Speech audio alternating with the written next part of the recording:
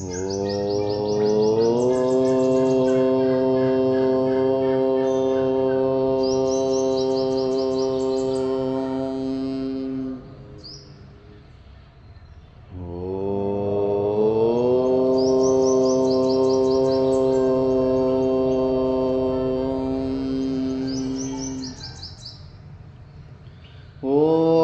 तस्यै दिशै सततमञ्जलिरेशार्यै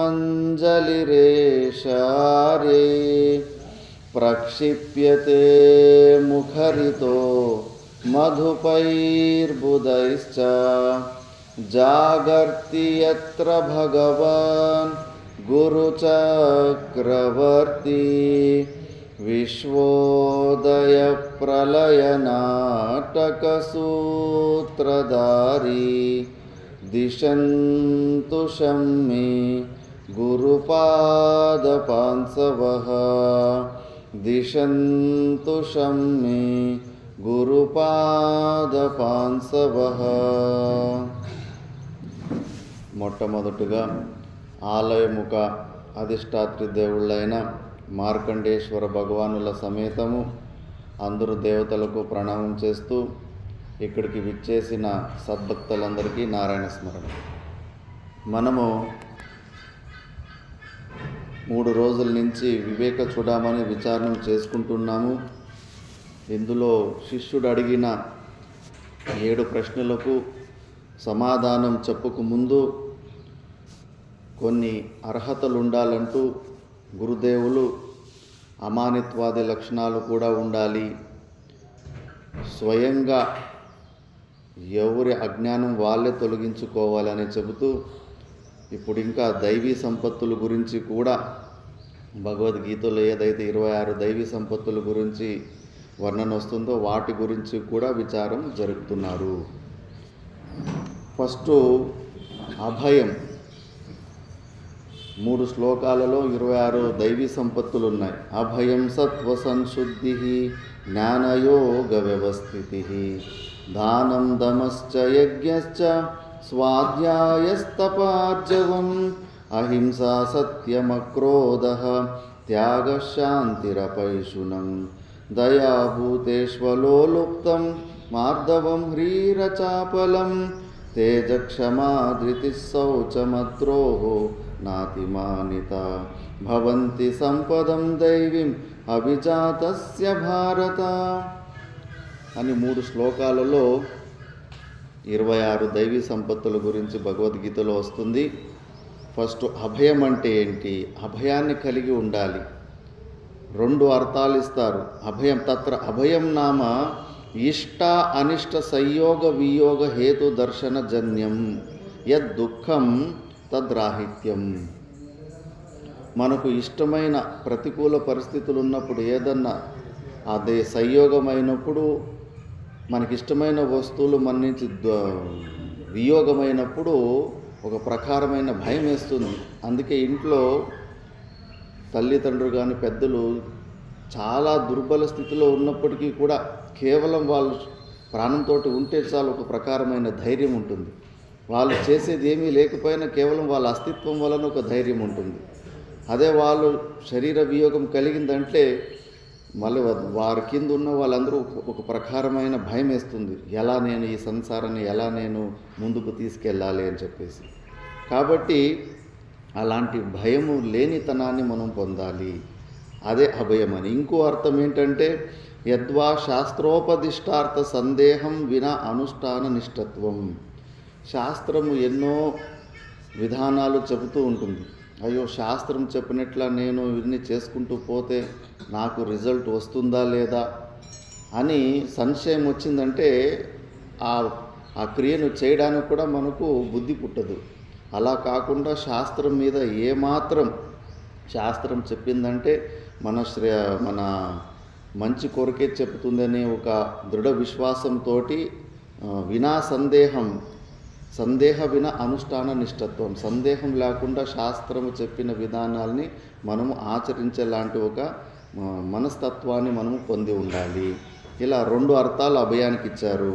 మళ్ళా సత్వ సంశుద్ధి అంటే అంతఃకరణ శుద్ధి. ఇప్పుడు బట్టలలో మైలు నల్లగా ఏదో ఒకటి కనిపిస్తూ ఉంటుంది. సాబును సర్ఫ్ వేసిన తర్వాత ఆ మైలు మళ్ళీ వెళ్ళిపోతూ ఉంటుంది. ఇలా బట్టలు అశుద్ధి స్థితిలో ఉన్నప్పుడు ఒక క్లారిటీ ఉంది, అది శుద్ధమైన తర్వాత కూడా మనకు తెలుస్తుంది. మరి అంతఃకరణం అంటే అదొక సూక్ష్మమైన శక్తి. ఇప్పుడు ఎలక్ట్రిసిటీ కరెంటు అది మనకేమి కంటికి కనిపించదు, మెయిన్ వైర్లో నుంచి వస్తూ ఉంటుంది.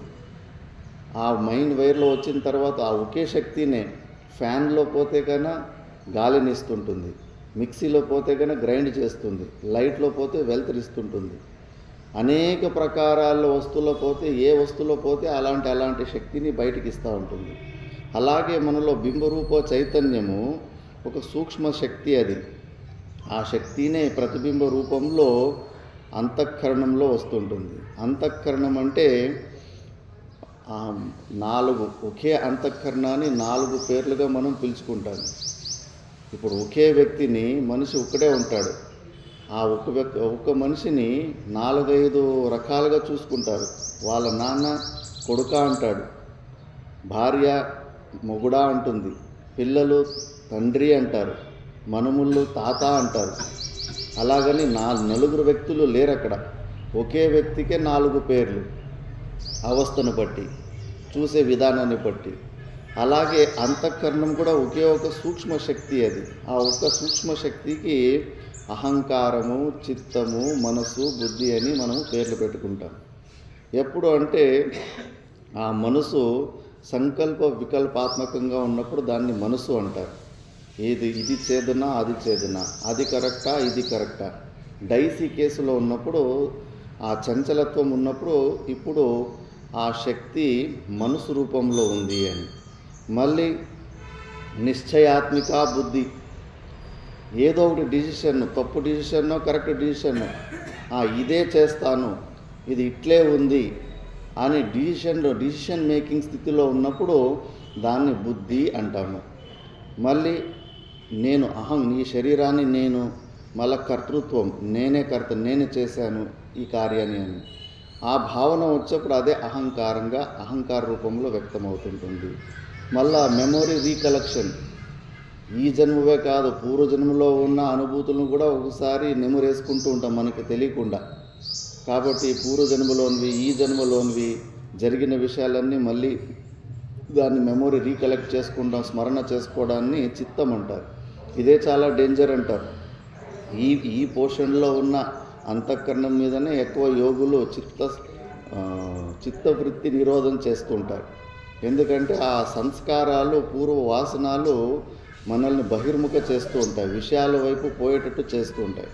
కాబట్టి అప్పుడు దాని చిత్తం అని పేరు వస్తుంటుంది.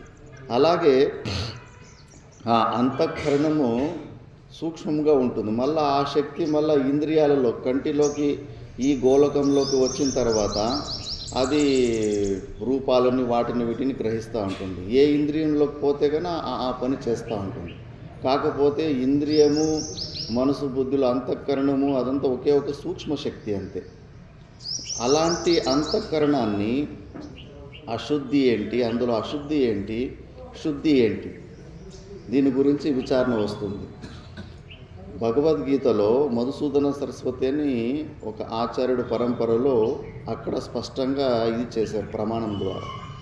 అంతఃకరణంలో అశుద్ధి అంటే 3 ప్రకారాల భావనలు: అసంభావన, సంశయ భావన, విపరీత భావన అని 3 ప్రకారాల భావనలు మన అంతఃకరణంలో ఉండడమే అంతఃకరణంలో అశుద్ధి. అసంభావన అంటే జీవుడు బ్రహ్మ ఎలా అవుతాడు, అసంభవం, ఇది కుదరని పని, దేనికి పనికిరాని అల్పుణ్ణి, పుట్టి సత్యవాన్ని నేనెక్కడా, ఈ సృష్టికర్త అయిన పరమాత్ముడు ఎక్కడా అని ఈ ఉపాధులను చూసుకొని ఇది అసంభవం అని ఒక భావన వస్తుంటుంది కదా మనసులో, అదే అసంభావన రూపమైన అశుద్ధి. మరి ఆ అశుద్ధి ఎలా పోతుందంటే ఉపనిషత్తుల శ్రవణము ద్వారా ఆ అశుద్ధి పోతుంది, సంభావన బుద్ధి వస్తుంది. ఎందుకంటే శాస్త్రంలో షడ్లింగ తాత్పర్యాల ద్వారా జీవుడే బ్రహ్మ అని మళ్ళీ అనేక దృష్టాంతాల ద్వారా ప్రతిపాదిస్తుంటారు. కాబట్టి ఆ అసంభావనపై సంభావన బుద్ధి వస్తుంది. తర్వాత విశ్వాసం ఉన్నప్పటికీ కూడా ప్రాక్టికల్గా యుక్తి ప్రకారంగా ఇంకా సంశయాలు ఉంటాయి. సంశయ భావన అర్థమైనట్లు ఉంటుంది, ఒప్పుకున్నట్టు ఒప్పుకుంటుంటాము, కానీ ఇంకా డౌట్ అలాగే ఉంటుంది. ఎందుకంటే మనసు యుక్తి ప్రియం. కేవలము విశ్వాసం అనే పదం మీదనే ముందు గాడి నడపాలంటే అది ఒప్పుకోదు. దానికి లాజికల్ ఇచ్చి ప్రూఫ్లు ఎక్కువ చూపిస్తే కానీ చాలా తొందరగా ఒప్పుకుంటుంది. అందుకే శృతి యుక్త్య, అదే శృతిని నువ్వు మనన ప్రధానమైన గ్రంథాలు ఉంటాయి, బ్రహ్మసూత్రము, పంచదశి ఇలాంటివన్నీ చాలా యుక్తుల ద్వారా ఈ సిద్ధాంతాన్ని ప్రూవ్ చేస్తాయి. అలాంటి గ్రంథాలు చదివిన తర్వాత, అంటే మననం చేసిన తర్వాత అప్పుడు ఆ సంశయ భావన కూడా పోతుంటుంది. మళ్ళీ విపరీత భావన, సంశయాలు నివృత్తి చేసుకున్న తర్వాత కూడా ఆటోమేటిక్గా నేను పరిచిన్న జీవుణ్ణి, నేను అల్పుణ్ణి, ఈ శరీర భావనలోకి వచ్చేస్తుంటాను ఆటోమేటిక్గా. ముఖ్యంగా ఎవరన్నా మనసావాచ కర్మణ మన మీద ఆక్రమణ చేసినప్పుడు నేను సచ్చిదానంద స్వరూపుణ్ణి అన్న మాటను మర్చిపోతాను. ఈ శరీరం మీద అంత తాదాత్మ్యం ఉంటుంది. అందుకే నైష్కర్మ సిద్ధులు సురేశ్వరాచార్యులు అంటారు, కొంచెం విచారం చేయని ఆయన. ఇప్పుడు ఒక వడ్లు గింజ వేస్తే ఒక వడ్లు గింజ నుంచినే అందులో ఆ గడ్డి మొలుస్తుంది, మళ్ళీ వడ్లు వస్తాయి. అంటే ఒకే ఒక విత్తనం వల్లనే గడ్డి వస్తుంది. ఆ బియ్యం మీద ఆ తౌడు అంటారు కదా, పొట్టు తీసిన తర్వాత తౌడు, బియ్యం మీద 3 ప్రోడక్ట్లు వస్తాయి. ఈ 3 ప్రోడక్ట్లు కూడా ఆ ఒక్క వడ్డు గింజ నుంచినే వచ్చినాయి కదా, పెద్దగా ఏమి డిఫరెన్స్ లేదు. అలాగే మనము ఈ శరీరము అన్నమయ వికారం, అంటే అన్నాన్ని గ్రహిస్తుంటే ఇది వృద్ధి అవుతూ ఉంటుంది, అన్నాన్ని గ్రహించకపోతే ఇది క్షీణమైపోతుంది. అన్నం మనం తీసుకునే ఆహారంకు బై ప్రోడక్ట్ అంతే. ఆ ఒక ఆహారంలో మనము గోర్లు కత్తిరించి బయట పారేస్తుంటాము, వెంట్రుకలు కత్తిరించి బయట పారేస్తుంటాము, మల విసర్జన చేసి వస్తుంటాము ఎక్కడో. అవి కూడా మన శరీరంలోని పార్ట్లే కదా. ఇంకోటి ఈ శరీరంలో ఒక పార్ట్ ఉంది, ఇంకో పార్ట్ మన మనసు రూపంలో ఉంటుంది. ఇప్పుడు ఎవరన్నా మన గోర్లని, వెంట్రుకలని ఎక్కడో దూరం మల విసర్జన చేసి వచ్చి ఉంటాం, వాటిని ఎవడన్నా తిట్టుకుంటా ఉంటాడు అనుకుందాం, మనకేమన్నా బాధ అవుతుందా? అంటే వాటిని వదిలిపెట్టేసాం. ఈ శరీరంలో ఉన్న బై ప్రోడక్ట్ అని తెలిసినా కూడా వాటిని వదిలిపెట్టేసాం. ఈ శరీరంలో ప్రతి ఒక్క పార్ట్ కూడా అలా వదిలిపెట్టేసేదే. కానీ ఈ శరీరం మీద ఎవరైనా తిడితే మాత్రం మనం తట్టుకోలేకపోతాము. ఎందుకంటే ఈ శరీరం మీద ఉన్న మోహము మనకు ఆ దుఃఖాన్ని కలిగిస్తూ ఉంటుంది. మరి ఇంత జ్ఞాన విచారణ చేసిన తర్వాత ఆటోమేటిక్గా మనం ఈ శరీర భావనలోకి వచ్చేస్తూ ఉంటాము. అదే విపరీత భావన అంటారు. ఇది అంతఃకరణంలో అశుద్ధి ఉన్నంతసేపు టైం ఎక్కువ తీసుకుంటుంది. అనాది కాలం నుంచి నేను పరిచిన జీవుడు అని అలవాటు చేసుకొని వచ్చాం కాబట్టి అంత తొందరగా పోదు. అది ఎన్నిసార్లు అలా పరిచిన బుద్ధికి పోతూ ఉంటుందో మనసు బుద్ధులు, మళ్ళీ శాస్త్రాలమును తీసుకొని నిధిధ్యాసనము చేసుకుంటూ మళ్ళీ మనము సచ్చిదానంద స్వరూపులము, మనం కేవలం సాక్షి స్వరూపం అంతే. ఈ శరీరానికి మనకు సంబంధం లేదు. ఈ శరీర సంఘాతంలో జరిగేదానికన్నీ ఈ పూర్వజన్మలో చేసిన కర్మలే కారణము. ఇంకా మన జీవన్ముక్త పురుషులు వారికి వారే ఈ శిక్ష వేసుకుంటారు ఏదన్నా ఈ శరీర సంఘాతం తప్పు చేస్తే. రమణ మహర్షులు ఇలాగ నడుచుకుంటూ పోతూ ఉంటే ఒకసారి ఆ దారిలో ఒక కొమ్మ దారికి అడ్డంగా వచ్చి రమణ మహర్షి కాలు తాకి అక్కడున్న తేనె పుట్ట కట్టింది. ఆ తేనెటీగలు వచ్చేసి మొత్తము గర్వనీకి స్టార్ట్ చేస్తాయి. ఆయన పారిపోలేదు, ఇంకా ఆ కాలుని కరెక్ట్గా అక్కడే పెట్టేసి మొత్తము కరిపించుకున్నాడు. ఏంటి గురుగారు పక్కకు రండి పారిపోండి అంటే, ఈ కాలు ఆ ఇంటిని డిస్టర్బ్ చేసింది, ఈ కాలుకి తగిన శిక్ష పడాల్సిందే అని చెప్పేసి అలా సాక్షి భావంలోకి వెళ్ళిపోతూ ఉండాలి. వివేకానందుని కూడా ఒకసారి ట్రైన్లో కూర్చో ఉంటే ఎదురుగా ఉన్నప్పుడు ఇంకా స్వాములని చాలామంది వెటకారం చేస్తూనే ఉంటారు. దున్నపోతలు అప్పుడు ఆ కాలంలో బ్రిటిష్ వాళ్ళ కాలంలో దున్నపోతల్లాగా ఉన్నారు, కష్టపడి ఏదైనా ఉద్యోగం చేసుకుని జీవించవచ్చు కదా, ఎందుకు ఇలా చేస్తారు మీలాంటి వాళ్ళ వల్ల మన దేశం పాడైపోతూ ఉంది అని ఊరికి ఒక 6 గంటలు 7 గంటలు ట్రైన్ జర్నీ అంతా కూడా నింద చేస్తూనే ఉంటాడు. ఆయన వివేకానందుడు బాధపడడు. ఈ శరీర సంఘాతానికి లోపలే తిట్టుకుంటూ ఉంటాడు. అనుభవించు, చూడు వాడు తిడుతూ ఉన్నాడు, తిట్టిపించుకో, ఇప్పుడు నాకు సంబంధం లేదు, నేను సాక్షి భావాన్ని అంతే. ఎందుకు వచ్చావు ఈ శరీరంలోకి, ఎందుకు వచ్చావు, ఇలాంటి పరాధీన స్థితికి మళ్ళీ వస్తావా, ఇంకోసారి జన్మ తీసుకోవాలని కోరిక పెట్టుకుంటావా అని ఆ మనసునే తిట్టుకుంటూ ఉంటాడు. జ్ఞానుల లక్షణం అలా ఉంటుంది. కాబట్టి మనం ఆలోచించాలి, ఈ శరీరం మీద మనము చాలా పక్షపాతము, పార్షియాలిటీ ఉంటుంది మనకు. ఇప్పుడు చిన్న దృష్టాంతంలో మనం అర్థం చేసుకోవచ్చు.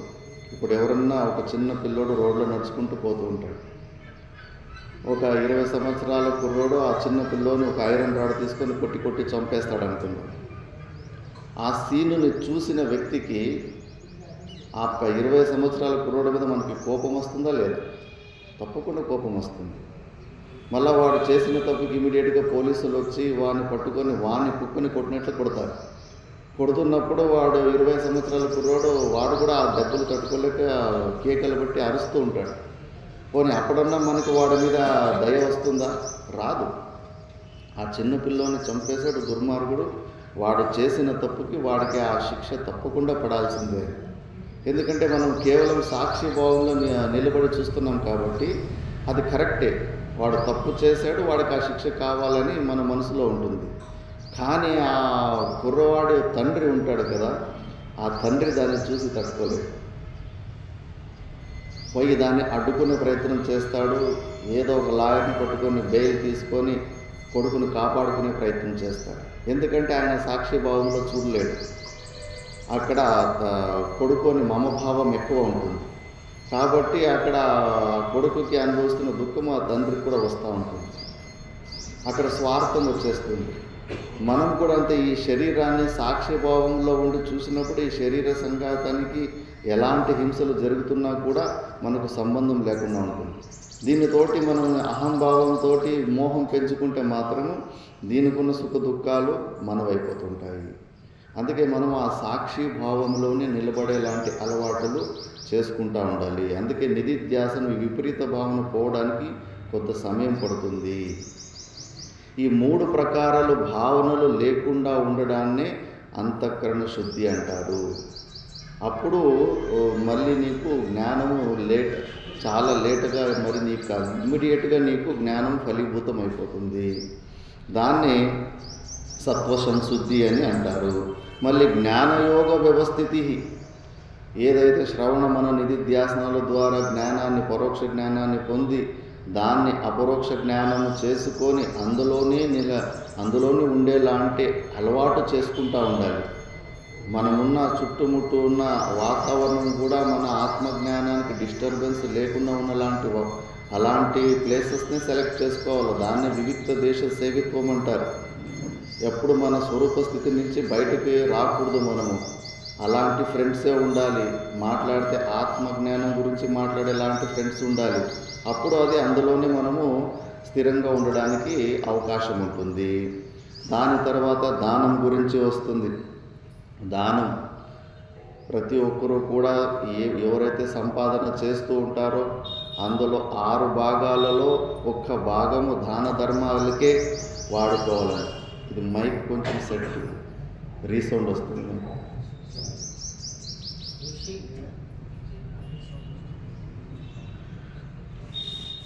మన సంపాదనలో 6 భాగాలలో ఒక భాగం 120 రూపాయలు సంపాదన చేస్తే 20 రూపాయలు దాన ధర్మాలే చేయాలని శాస్త్ర నియమం ఉంటుంది.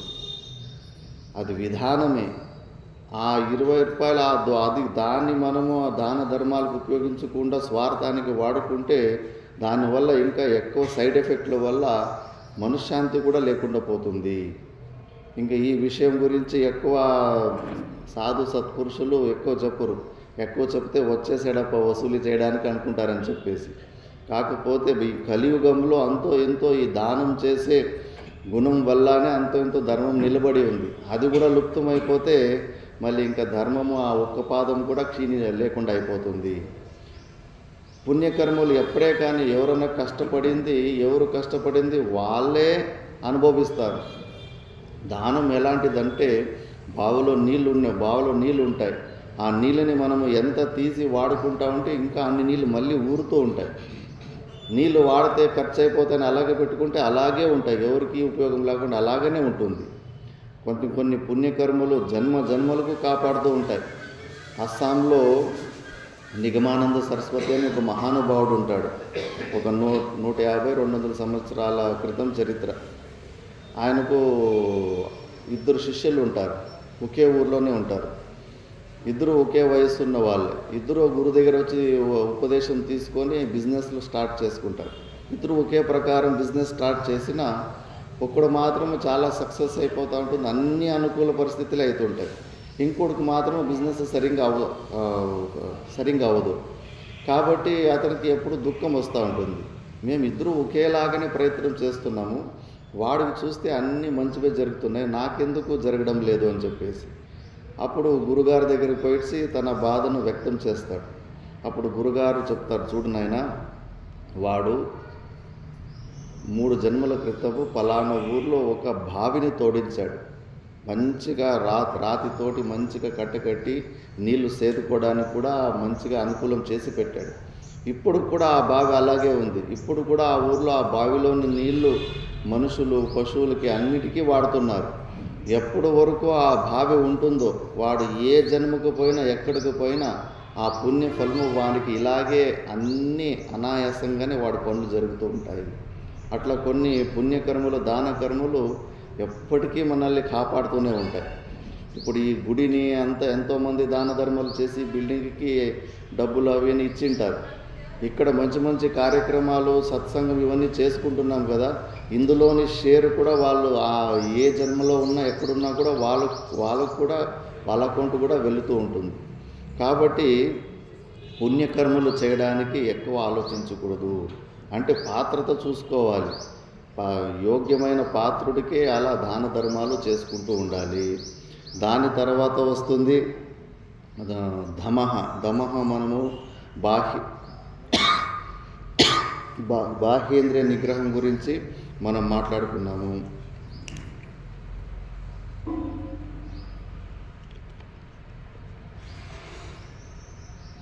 దాని తర్వాత యజ్ఞాలు చేస్తూ ఉండాలి.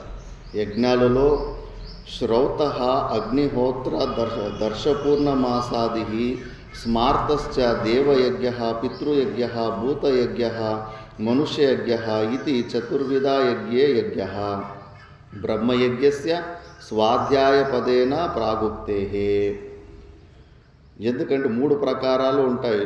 శ్రౌత అంటే డైరెక్ట్గా వేదంలో ఉన్న కొన్ని యజ్ఞాలు, అగ్నిహోత్రాదులు, దర్శపూర్ణమాసాది అంటే కానీ అమావాస్య రోజు చేసే కొన్ని యజ్ఞాలు, పూర్ణిమ రోజు చేసే కొన్ని యజ్ఞాలు. దాని తర్వాత స్మార్త యజ్ఞాలు అంటే ఇవి దేవయజ్ఞము, పితృయజ్ఞము, భూతయజ్ఞము, మనుష్యయజ్ఞము.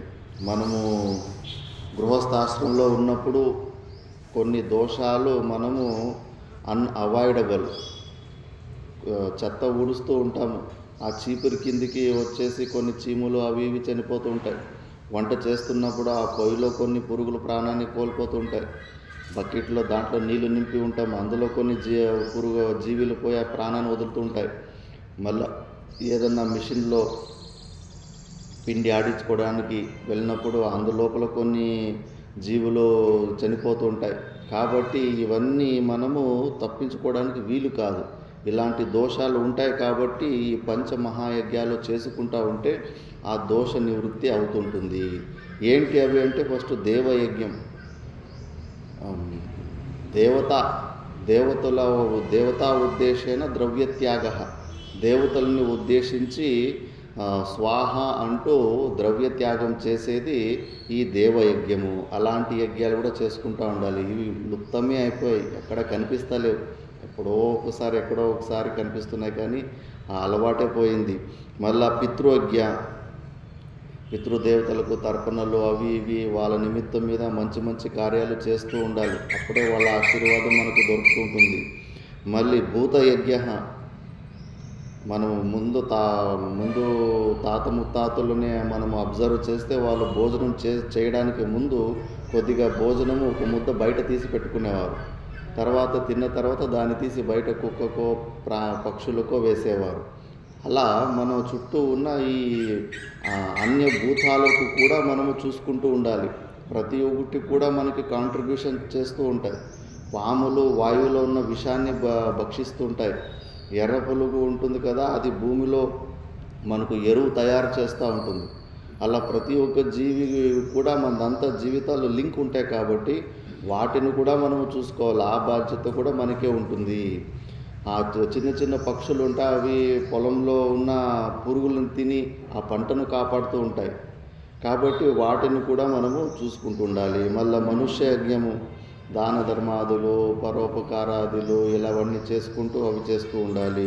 దాని తర్వాత స్వాధ్యాయ యజ్ఞం, ఇలా ఋషులు మనకు ఇచ్చిన ఈ శాస్త్రాన్ని మోక్ష పురుషార్థం కోసం ఈ శ్రవణ మనన నిధిధ్యాసనాలు చేసుకుంటూ ఉండాలి.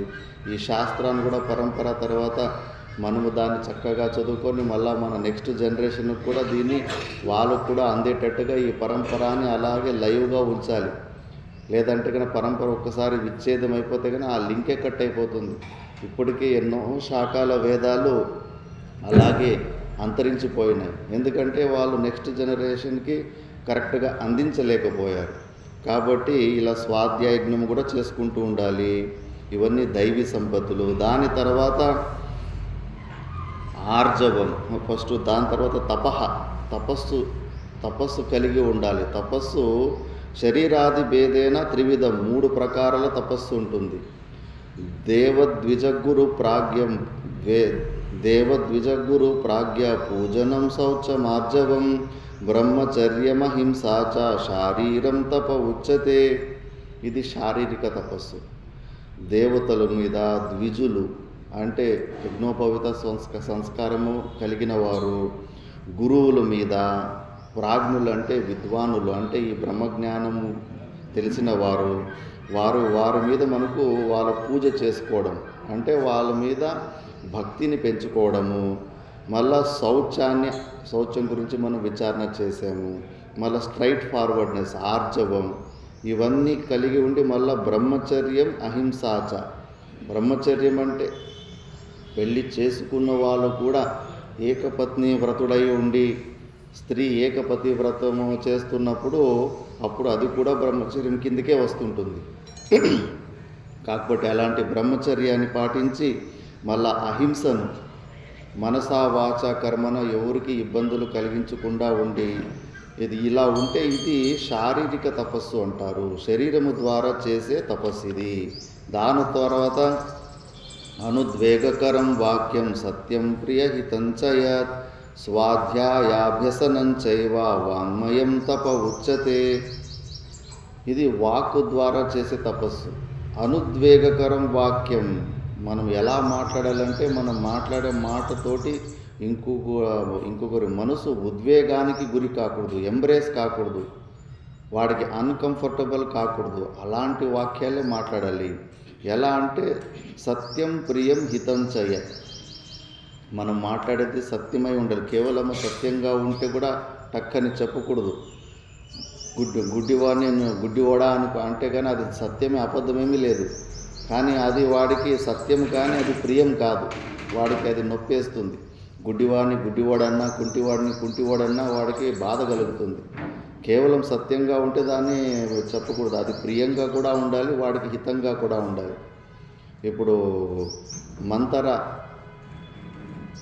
కైకేయికి ప్రియవాక్యాలు చెబుతుంది. రాముడికి పట్టాభిషేకం అయితే నీకేమొస్తుంది, నీ కొడుకు పట్టాభిషేకం కావాలి, అప్పుడు రాజ్యం నీ దగ్గర ఉంటుందని. వినడానికి అబ్బో నా మంచి కోసం చెబుతుంది మంత్ర అన్నట్టే ఉంటుంది. అది ప్రియమైన వాక్యం కానీ అది హితం కాదు. అందుకే కేవలం సత్యము ప్రియం ఉంటే కాదు, అది హితము కూడా ఉండాలి. ఆ మంత్ర మాట విని విధురాలైపోయింది కైకేయి కూడా, మగుణ్ణే పోగొట్టుకుంది. పెద్ద అనర్థానికే ఇదే అయిపోయింది. కాబట్టి మనం మాట్లాడే మాట ఇలా 3 కూడా ఉండాలి. ఉద్వేగాన్ని తెప్పియకూడదు, అది సత్యంగా ఉండాలి, ప్రియంగా ఉండాలి, మళ్ళీ హితంగా ఉండాలి. అప్పుడే దాన్ని బయటికి శబ్దాన్ని మనం వదిలిపెట్టాలి. ఇలా లేకపోతే గాన సైలెంట్గా మౌనంగా ఉండడం ఎంతో బెస్ట్. ఎవరన్నా అడిగినా కూడా ఒకసారి అభిప్రాయాలు అడుగుతారు. ఇద్దరు గొడవలు చేస్తే గన ఈ ఇద్దరిలో ఎవరిది తప్పు కాదు అని. ఇద్దరు మనకు ఫ్రెండ్లే ఉన్నప్పుడు నువ్వు నోరు విప్పితే కన్నా ఎవరికొకరికి కంట అయిపోతుంది. అప్పుడు ఒకటే, I want to reserve my comments, నేను నా అభిప్రాయాన్ని నేను వ్యక్తము చేయదలుచుకోలేదు అని తప్పించుకోవాలి. కాబట్టి ఈ మూడు ఉంటే మాత్రమే మనము ఎవరికైనా ఏదన్నా చెప్పాలి. మళ్ళా స్వాధ్యాయాభ్యసనం చైవ, స్వాధ్యాయం మనము వాగీంద్రియము ద్వారా ఇప్పుడు భగవద్గీత పారాయణాలు కానీ, విష్ణు సహస్రనామ, లలిత సహస్రనామ పారాయణాలు కానీ, ఇలా మనము వాగీంద్రియాన్ని ఇలా మంచి మంచి విషయాల్లో వాడుకుంటూ ఉంటే అది మన సాధన అవుతుంది. అంతఃకరణ శుద్ధికి అది అనుకూల పరిస్థితి అవుతుంది. ఇలా చేయడం దీన్ని వాంగ్మయ తపస్సు అంటారు. మళ్ళా మానసిక తపస్సు అంటే మన ప్రసాద సౌమ్యత్వం, మౌనమాత్మ వినిగ్రహ, భావ సంశుద్ధిరిత్యేతద్ తపోమానసముచ్యతే. మన ప్రసాద, మనసుతోటి ఎప్పుడు సంతుష్టితోటి ఉండాలి. ఎప్పుడు లేని విషయాల గురించి కావాలని ఊరికి డిస్టర్బ్ అవుతూ ఉండకూడదు. ఇప్పుడు మీరు బ్యాంకులో డిపాజిట్ చేయకుండానే బ్యాంకు బయట నాకు డబ్బులు కావాలని ఉదయం నుంచి సాయంత్రం వరకు వెయిట్ చేసినా అక్కడ ₹1 ఇవ్వరు. మరి పూర్వజన్మలో నువ్వు పుణ్యకర్మలు చేసి ఉంటే నువ్వు వద్దు అనుకున్నా కూడా నీ దగ్గరికి వచ్చేస్తాయి. ప్రారంధం కర్మ సిద్ధాంతం అంత స్పష్టంగా చెబుతుంది. మరి ఇప్పుడు ఏది మనకు దొరికి ఉందో ఇది మనం పూర్వజన్మలో చేసుకున్న పుణ్యపాప కర్మాలకి అనుకూలంగానే దొరికి ఉంది. ఆ ఉన్న దాంట్లోనే సంతృష్టి పొందాలి. ఈ ఇంద్రియాలకు ఎంత ఉన్నా కూడా దానికి సంతృష్టి ఉండదు. యయాతి మహారాజ్ అంటాడు, ఈ సంపూర్ణము భూమండంలో ఉన్న పృథివీలో ఉన్న భూమిని మొత్తం ఇచ్చినా కూడా తృప్తి కలగదంట. సంపూర్ణ స్త్రీలు అనుభవించిన, ప్రపంచంలో ఉన్న స్త్రీని అనుభవించినా కూడా తృప్తి కలగదు. అంటే ఇంద్రియాలకు ఎంత ఇచ్చినా కూడా తృప్తి అనేది ఉండదు. కాబట్టి ఉన్న దాంట్లోనే సంతృష్టి పడడంలోనే ఆ జీవితం సీక్రెట్ ఉంటుంది. కాబట్టి మనసు ద్వారా పూర్వజన్మలో నేను చేసిన పుణ్యపాప కర్మలకు నాకు ఇప్పుడు ఏమేమి దొరికినాయో దీని ద్వారానే నేను సంతుష్టిగా జీవితం గడుపుతాను అని మనసు సమాధానం చేసుకోవాలి. మళ్ళీ సౌమ్యత్వం ఉండాలి మనసులో. ఎప్పుడు ఊరికే అవి ఇవి వృత్తులు, అనేక వృత్తులు విచారణ చేస్తూ ఉంటే డిప్రెషన్కి వెళ్ళిపోతూ ఉంటారు. కాబట్టి ఎక్కువ విచారాలకు అవకాశం లేకుండా ఇలాంటి సద్విచారాలు చేసుకుంటూ ఆ మనసుని సౌమ్య స్థితికి తీసుకెళ్తూ ఉండాలి. ఒకసారి చూస్తూ ఉండండి, ఏదైనా గొడవలు పడుతూ ఉంటారనుకోండి, ఆ గొడవలు పడుతున్న సీను చూసినప్పుడు మన మనసే డిస్టర్బ్ అయిపోతుంది. అదే మంచి ఇలాంటి సత్సంగాలు అక్కడ ఇక్కడ వింటున్నప్పుడు మనసు హల్కా అనిపిస్తుంది. ఏదో సాధించిన ఒక సాటిస్ఫాక్షన్ వస్తూ ఉంటుంది. కాబట్టి మనం ఆలోచించే విషయాల్లో కూడా మన మనసుకు ఉద్వేగం తెప్పించేలాంటి విషయాలు మళ్ళీ స్మరణ చేసుకోకూడదు. మంచి మంచి విషయాలే, ఇలాంటి శాస్త్ర విషయాలు మనము స్మరణ చేసుకుంటూ ఉండాలి. మళ్ళీ ఆత్మ వినిగ్రహ, ఎప్పుడు మనము పరమాత్మని చింతల్లోనే మనసుని వినియోగిస్తూ ఉండాలి. ఇలా ఏదైతే మనము తపస్సు చేస్తూ ఉంటామో దాన్ని మానసిక తపస్సు అంటారు. ఇలాంటి తపస్సు కలిగి ఉండాలి. ఆర్జవం గురించి వస్తుంది, ముందు మనం విచారణ చేసుకున్నాం. స్ట్రైట్ ఫార్వర్డ్నెస్, మనోవాక్క కాయ వృత్తినాం ఏకరూప్యం ఇది యావతు. మనస వాచ కర్మణ, మనసులో అనుకున్నట్టే వాగీంద్రియంలో చెప్పాలి. ఏది ఎలా చెప్పామో దానికి ఇచ్చిన మాటకు అనుకూలంగా మనం నడుచుకోవాలి. ఇలా ఆర్జవాన్ని పొంది ఉండాలి. అహింస గురించి కూడా విచారణ వచ్చింది. పరపీడావర్జనం అహింస. మనస వాచ కర్మన ఇంకోరికి మనము ఎలాంటి ఇబ్బంది కూడా కలిగించకూడదు. మళ్ళీ సత్యం, యథాదృష్ట వచనం, యథార్థంగా ఏది ఎలా జరిగింటుందో దాన్నే చెప్పాలి. అలా కాకుండా జరిగింది ఒకటైతే చెప్పేది ఒకలాగా ఉండకూడదు. అబద్ధాలు చెప్పకూడదు, సత్యమే మాట్లాడుతుండాలి. మళ్ళీ అక్రోధ, పరై ఆక్రోశే తాడనేవా కృతే సతి సద్య ప్రాప్తస్య క్రోధస్య తత్కాలం ఉపశమనం అక్రోధ. ఇతరుల నుంచి మనకు ఇబ్బందులు వచ్చినప్పుడు తాడనేవా, ఇతరులు మనల్ని కొట్టినప్పుడు కానీ తిట్టినప్పుడు కానీ ఇమ్మీడియట్గా విపరీతంగా మనకి కోపం వస్తుంది. ఎప్పుడే కానీ కోపం వచ్చినప్పుడు, క్రోధం వచ్చినప్పుడు మన బుద్ధి కరెక్ట్గా డిసిషన్ తీసుకోలేదు. ఆ కోపంలో తీసుకున్న డిసిషన్లో మ్యాక్సిమము చెడు పరిణామాన్ని ఇస్తూ ఉంటాయి. భగవద్గీతలో స్పష్టంగా చెప్పేశారు ఈ స్టెప్పులు. ఆ క్రోధం వచ్చిందంటే దాని వెనకాల కోరిక ఉంది. మరి నువ్వు మోక్షాన్ని పొందడానికి ప్రయత్నం చేస్తున్నావు, ఎలాంటి కోరికలు లేకుండా అలాంటి స్థితిని నువ్వు కలిగి ఉండాలి. మరి నీకు క్రోధం వస్తుంది, కోపం వస్తుంది అంటే కానీ దాని వెనకాల కోరిక ఉందని స్పష్టంగా తెలిసిపోతుంది. ధ్యాయతో విషయాన్ పుంసః సంగస్తేషూపజాయతే సంగాత్ సంజాయతే కామః కామాత్ క్రోధో విజాయతే క్రోధాత్ భవతి సమ్మోహః సమ్మోహాత్ స్మృతివిభ్రమః స్మృతిభ్రంశాత్ బుద్ధినాశో బుద్ధినాశాత్ ప్రణశ్యతి.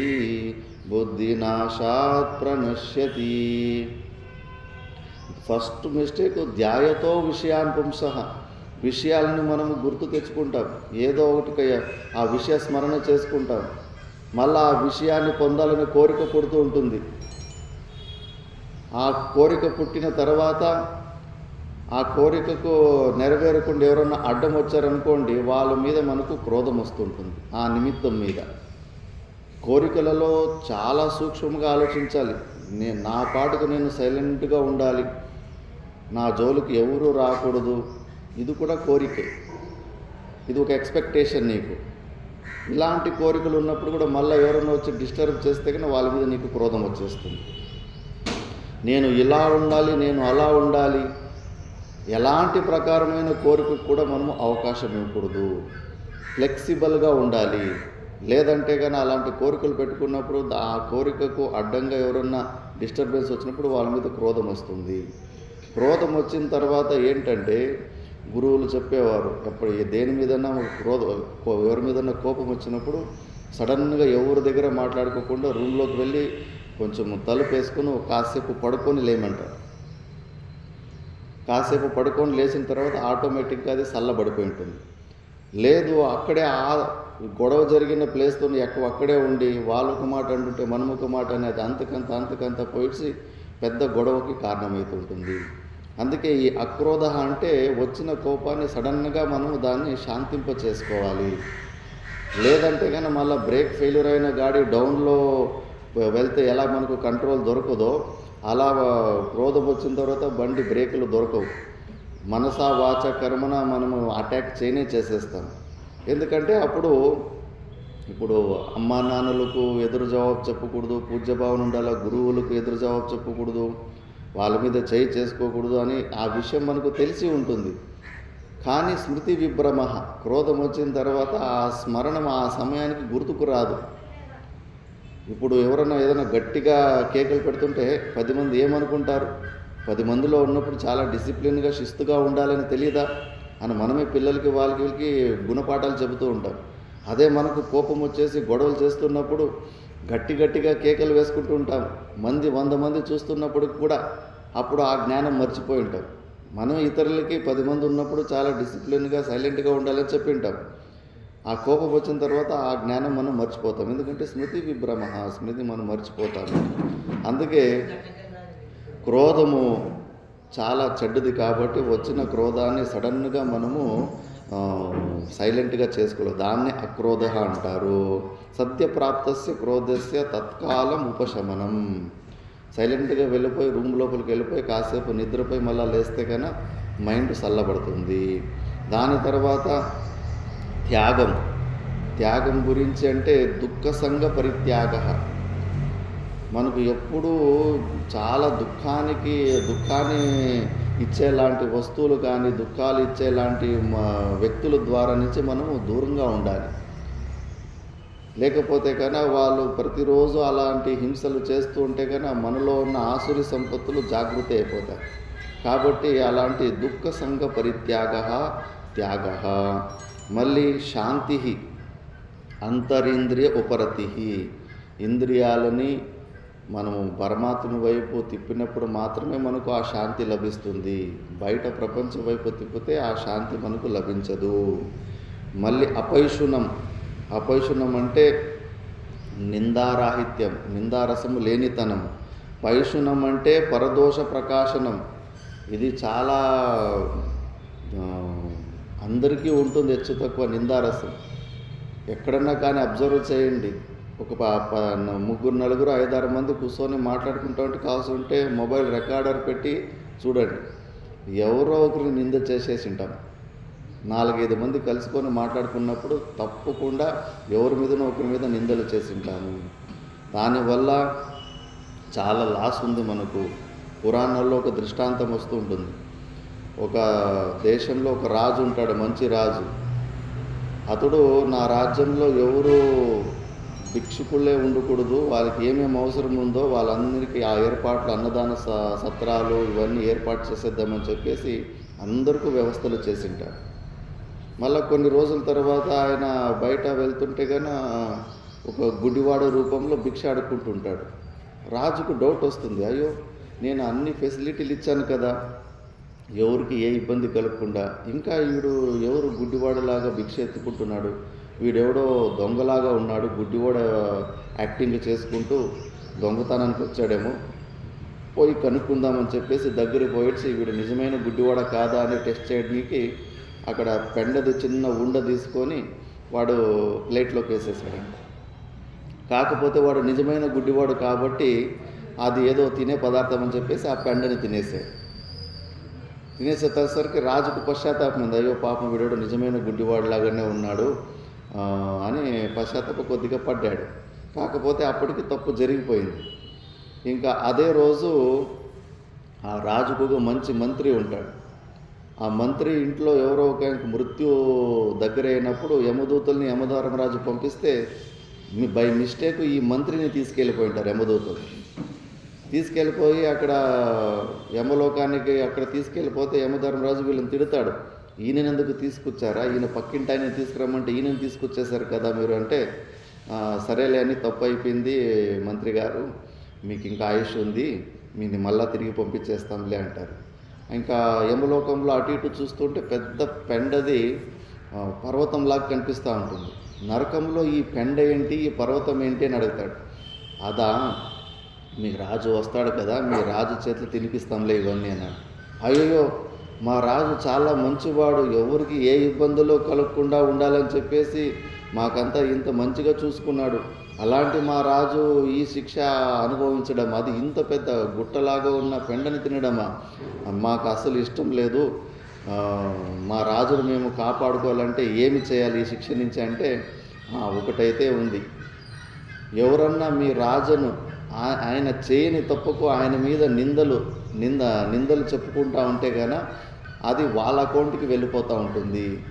సరే అని మంత్రి ఆలోచన చేస్తాడు, రాజు మా అందరి కోసము మంచి పనులు చేశాడు కాబట్టి ఆ శిక్షను రాజు ఒక్కడే అనుభవిస్తే ఎట్లా, అందరూ కొద్దిగా షేర్ తీసుకుంటే తగ్గిపోతుంది కదా అని చెప్పేసిందిను. మళ్ళీ సడన్గా భూలోకానికి వచ్చిన తర్వాత అయ్యో చచ్చిపోయినోడు మళ్ళీ బతికినాడని అందరూ ఆనందపడతాడు. కానీ తొందరగా రాజు దగ్గరికి పోయి, రాజా నా మీద నీకు నమ్మకం ఉందా అంటారు. అవును మంత్రి, నీ మీద పూర్ణ నమ్మకం ఉంది అని, నేను చెప్పినట్లు చేయాలి, ఎందుకని మాత్రం అడగకండి అంటే, సరేలే మరి నువ్వు ఏదో కారణం ఉంటుంది నేను చేస్తానులే. ఇంటి బయట ఒక ప్యాలెస్ చిన్న ఇల్లు లాంటిది కట్టియండి, మంచి వయసుకు వచ్చిన కూతురు ఉంటుంది, ఆ కూతుర్ని అక్కడ ఉంచండి, రోజు ఒకసారి పోయి ఆ కూతురు క్షేమ విచారాలు ఒకసారి విచారించుకుని వస్తూ ఉండండి అని చెప్తారు. ఇంకా సరే అని మంత్రి ఏదో కారణం ఉంటుందని అలా చేస్తాడు. చేసేసరికి ఇంకా ఊర్లో ఉన్న వాళ్ళందరూ స్టార్ట్ చేసుకున్నారంట, చూడప్ప రాజు సొంత కూతుర్ని అలా బయట అలా ఉంచి ఇలా చేస్తున్నాడని ఒకరొకరే ఇంకా నిందలు చేసుకుంటూ వచ్చారండి. ఇంకా ఆ మంత్రి లెక్కలు వేసుకుంటున్నాడు ఎంతమంది నిందలు చేసుకుంటే, ఎందుకంటే నిందలు చేసుకునేవి ఎక్కడ ఆగవు, తిరిగి అంత ప్రపంచమంతా తిరిగి వచ్చేస్తాయి. ఎవరు గురించి ఏమనుకున్నారన్న విషయాలు కూడా చెవుల్లో పడి అంతా తిరిగి వచ్చేస్తుంటాయి. లెక్కలు వేసుకుంటూ ఉంటాడు పైన ఉన్న గుట్ట ఎంత కరిగింది అని చెప్పేసి. ఇంకా అందరూ నిందలు చేసేసి ఉంటారు. ఇంకా లాస్ట్కి ఆ మంత్రి భార్య ఉంటుంది, ఎప్పుడు ఎదురు జవాబు, ఎప్పుడు ఏమీ అడిగి ఉండదు. ఆ మంత్రి భార్య కూడా, ఏమండి మీ రాజు చూడండి, మీరు ఆయన మంత్రిగా ఉన్నారు, మంచి సలహా ఇవ్వచ్చు కదా, ఇలాంటి తప్పుడు పని చేస్తున్నాడు కదా అని ఆమె కూడా ఇంకా నింద చేసినప్పుడు నెత్తి మీద చేయి కొట్టుకుంటాడు. కాదని మొత్తం అంతా స్టోరీ అంతా చెప్పేసి అందరూ నిందలు చేసుకోవడం వల్ల అక్కడ కరిగిపోయింది. ఇంకా 3 ఉండలు బాకీ ఉండే. ఇప్పుడు నువ్వు నింద చేసినందుకు ఒక ఉండ నీకు, విన్నందుకు ఒక ఉండ నాకు, ఇంకొక ఉండ రాజు తింటాడులే అని చెప్పేసి. కాబట్టి ఈ పరదోష ప్రకాశనం వల్ల వాళ్ళు పాపాలు మన అకౌంట్లోకి వచ్చేస్తుంటాయి. దీనివల్ల చాలా లాస్ ఉంటుంది. కాబట్టి ఇతరుల గురించి నింద చేసుకోవడాన్ని మనము ఆపేయాలి. అలా నింద చేసుకోకుండా ఉన్న అలవాటుని అపైశునం అంటారు. చాలా చెడు అలవాటు అయిపోయింది. ఎందుకంటే దోషాలు చూసే అలవాటు బాగా అలవాటు అయిపోయింది. కాబట్టి నిందారసం ఉంటుంది. కాబట్టి చాలా ప్రయత్నము చేసి మనం దాన్ని ఆపుకోవాలి. కావాల్సింటే అబ్జర్వ్ చేయండి, రోజుకి ఎవరినో ఒకరిని నింద చేసుకుంటూనే ఉంటారు. కాబట్టి అలాంటి అపైశునమన తత్వాన్ని పొంది ఉండాలి.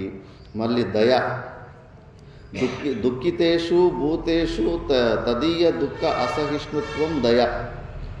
మనకు ఏదన్నా ఇబ్బంది కలిగినప్పుడు ఎలా నొప్పి వేస్తుందో మిగతా జీవులకు కూడా అలాగే నొప్పి వేస్తుంది అన్న భావాన్ని కలిగి మనము దయ చూపిస్తూ ఉండాలి. ఎవరన్నా దుఃఖంలో ఉన్నప్పుడు వాళ్ళకు పోయి సహాయం చేసేలాంటి తత్వాన్ని కలిగి ఉండాలి. దయాహీనుల్లాగా ఉండకూడదు. ఆ దయాగుణాన్ని కూడా మనము పెంచుకోవాలి. మళ్ళీ అలోలుపత్వం, ఇంద్రియాణం విషయ సన్నిధానే అపి అవిక్రియత్వం ఇది యావత్. మనకు ఇంద్రియాల ఆ విషయాల్లో పోతూ ఉంటాయి. విషయాలు దూరంగా ఉన్నప్పుడు మంచి ఇంద్రియ నిగ్రహం ఉన్నట్టే అనిపిస్తూ ఉంటుంది. కానీ ఆ విషయము ముందరకు వచ్చేసిందంటే ఆ టెంప్ట్ అయిపోయి తట్టుకోలేక ఆ విషయ భోగాలు మనం అనుభవించేస్తూ ఉంటాం. కాబట్టి ఆ విషయము స్టార్టింగ్లో దూరంగా ఉండి అలా అభ్యాసం చేసుకున్న తర్వాత మళ్ళీ ఆ విషయాలకు దగ్గరగా ఉండి కూడా మనము అభ్యాసం చేసుకోవాలి. సాక్రటీస్ అనే ఒక మహానుభావుడు అందుకే బయట విండో షాపింగ్ అని వెళ్ళేవాడు. ఇంకా బయట ప్రపంచంలో ఇంకా ఏదైనా వస్తువు నాకు కొనాలనిపిస్తుందా, తినాలనిపిస్తుందా అని చెక్ చేసుకునేవాడు. అలా మనము అలవాటు చేసుకోవాలి. లోలుపత్వం అంటే కన్నా ఏదైనా ఇంద్రియాల విషయాలు వచ్చినప్పుడు ఇమీడియట్గా దాన్ని అనుభవించాలనే ఆ తత్వాన్ని తొలగించుకోవాలి, కంట్రోల్ చేసుకోవాలి, ఇంద్రియ నిగ్రహం చేసుకోవాలి. దాని తర్వాత మార్దవం అంటే మృదుత్వం, సాధుజన సంశ్లేష అర్హత ఇత్యర్థః. గురువుల దగ్గరికి, మంచి వాళ్ళ దగ్గరికి పోయి ఉపదేశాన్ని పొందడానికి అర్హత ఏంటి అంటే నువ్వు మాట్లాడే నీ మాట చాలా మృదుంగా ఉండాలి, ప్రియం హితంగా ఉండాలి. ప్రియవాక్య ప్రధానేన సర్వే జంతవః తుష్యంతి. జంతువులు కూడా అంతే, నీ హావభావాలని చూసి నీ వాయిస్ని బట్టి నీ దగ్గరకు వస్తాయి. నీ ముఖంలో విపరీతమైన హావభావాల్లో క్రోధం ఉండి వాటికి నువ్వు హాని కలిగిస్తావు అనేది ఉంటే కానీ అవి కూడా పసిగట్టేస్తాయి. అతడి దగ్గరికి పోతే మమ్మల్ని కొడతాడు అని చెప్పేసి. అలాంటి మృదుగా మాట్లాడేలాంటి వాక్ మధుమత్తమ అని మంత్రాలు కూడా చెప్తాయి. నా వాక్ మధురము కాని అని చెప్పేసి. మంచి మాటల ద్వారా దేనైనా సాధించవచ్చు. రాజకీయ నాయకులు చూస్తూ ఉంటాం కదా, ఎలక్షన్ వచ్చినప్పుడు ఓట్లు అడిగేటప్పుడు ఇంటికి వచ్చి అందరినీ వరుసలతోటి కలిపేస్తారు. మామ అంటారు, అన్న అంటారు, తమ్ముడు అంటారు, వరుసలతోటి కలిపేసి ప్రియవాక్యం ద్వారా వాళ్ళు ఫ్యాన్లు చేసుకుంటారు. కాబట్టి మాట్లాడే మాట చాలా మృదువుగా ఉండాలి. మళ్ళీ ఏదన్నా చేయరాని తప్పు చేసేసినప్పుడు దాన్ని చూసి మనకు సిగ్గు రావాలి. లజ్జా హిరి అని ఆ సిగ్గు అది రావాలి. చాలామంది తప్పుడు పనులు చేసి కూడా అసలు ఏమీ జరిగినట్టుగానే అసలు తప్పే కాదన్న భావంలో ఉంటారు. లేదు, తప్పుడు పనులు చేసినప్పుడు అది సిగ్గు కూడా రావాలి. మళ్ళీ వృథా చేష్ట రాహిత్యం అచాపలం. వ్యర్థమైన పనులు చాలా చేస్తూ ఉంటాం. ఒకసారి కూర్చో ఉంటే మాట్లాడుకోవడానికి ఏమీ టాపిక్ లేకపోతే ఈరోజు ఎండ ఎక్కువ ఉందప్ప అని చెప్పేసి అవన్నీ దానివల్ల మనకేమీ ప్రయోజనం లేకపోయినా మళ్ళీ ఏదో ఒకటి రాజకీయం గురించి దాని గురించి అనవసరంగా టైం వేస్ట్ చేసుకుంటూ ఉంటాం. కాబట్టి అలాంటి వృథా చేష్టలు చేయకూడదు.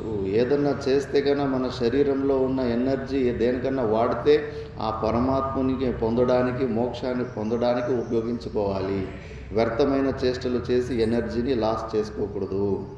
దాని తర్వాత తేజం కలిగి ఉండాలి. ప్రాగల్భ్యం స్త్రీ బాలాది మూఢజనై అనభిభవనీయత్వం ఇత్యర్థః. మనలో మన సాధన చేసి మనము ఎంత పవర్ఫుల్గా ఉండాలంటే, ఇప్పుడు నక్షత్రాలు రాత్రి కనిపిస్తుంటాయి, పగులు ఎందుకు కనిపించవంటే ఆ నక్షత్రాల వెలుతురు కన్నా సూర్యుని వెలుతురు చాలా ప్రభావితంగా ఉంటుంది కాబట్టి సూర్యుడు వచ్చేసరికి అవి అభిభూతం అయిపోతుంటాయి. మనము సాధన ఎక్కువ చేస్తుంటే మన తేజస్సు ఎంత ప్రభావితం అవుతుందంటే, మనము ఇతరుల నుంచి మనము పరాభవము కాకుండా ఉన్న స్థితిలో ఉండాలి. కాబట్టి అలాంటి తేజాన్ని కలిగి ఉండాలి. మళ్ళీ క్షమ గురించి మనం విచారణ చేసాము, సహన శక్తి ఉండాలని చెప్పేసి. దాని తర్వాత ధృతి, దుఃఖాదిభిః సీదతః చిత్తస్య స్థిరీకరణం ధృతి. ఏదన్నా మంచి సాధన చేస్తున్నప్పుడు ఒక్కొక్కసారి పని తొందరగా అవ్వదు, ఎన్నో విఘ్నాలు వస్తూ ఉంటాయి. విఘ్నాలు ఎక్కువ వచ్చేసరికి ఒకసారి ధైర్యాన్ని కోల్పోతూ ఉంటాం.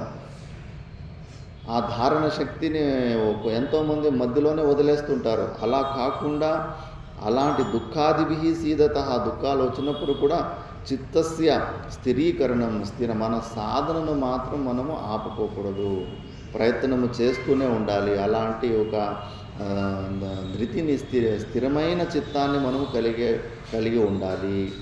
మళ్ళీ శౌచం గురించి మనం విచారణ చేశాము, బాహ్యాంతర శుద్ధి. దాని తర్వాత ద్రోహం అంటే కన్నా ఇతర జీవుల్ని ఇతరుల్ని హింస చేయడానికి ఆయుధాలని చేతిలో పట్టి రెడీగా ఉండడం, అంటే బెదిరించడమో చంపడానికి నేను రెడీగా ఉండడం, అలా ఉండకూడదు. మనం ఎప్పుడే కానీ అలాంటి స్థితికి పోకూడదు. పరజిజ్ఞాసాయాం శస్త్రాది అగ్రహణం, దాన్ని గ్రహించకూడదు. అలాంటి మారకాయుధులని చేతుల్లో తీసుకునే లాంటి స్థితికి వెళ్ళకూడదు. మళ్ళీ నాతిమానిత పూజ్యత్వ భావన, ఏ విషయంలో కూడా నేను స్పెషల్ అనే భావన తెచ్చుకోకూడదు. నేను మంచి జాతిలో పుట్టాను అందుకే గొప్పవాను, నా దగ్గర డబ్బులు ఉన్నాయి అందుకే గొప్పవాను, నేను చూడ్డానికి బాగుంటాను అందుకే గొప్పవానని అనేక ప్రకారాలు మన మనసులో మానిత్వం వస్తూ ఉంటుంది, శ్రేష్టత్వం అని. దానివల్ల నువ్వే ఇంకా బౌండరీలు ఫిక్స్ చేసుకుంటావు, పరిచ్ఛిన్నుడు అయిపోతావు, నీకు భిన్నంగా భేదబుద్ధినే పుడతా ఉంటుంది. అలా కాకుండా అందరిలోనూ ఉన్న ఆ పరమాత్మ తత్వాన్ని చూసుకోవాలి. మన సనాతన ధర్మం అందుకే నమస్కారం చెప్పేది. నమస్కారం అంటే ప్రతి ఒక్కరిలో కూడా మనం ఆ భగవంతుని తత్వాన్ని చూసి మనం ప్రణామం చేస్తాం. కాబట్టి ఆ పరమాత్మని అంశం మాత్రమే చూడాలి, మిగతా విశేషాలు చూసుకోకూడదు. అందుకే దాన్ని నాతిమానిత అంటారు.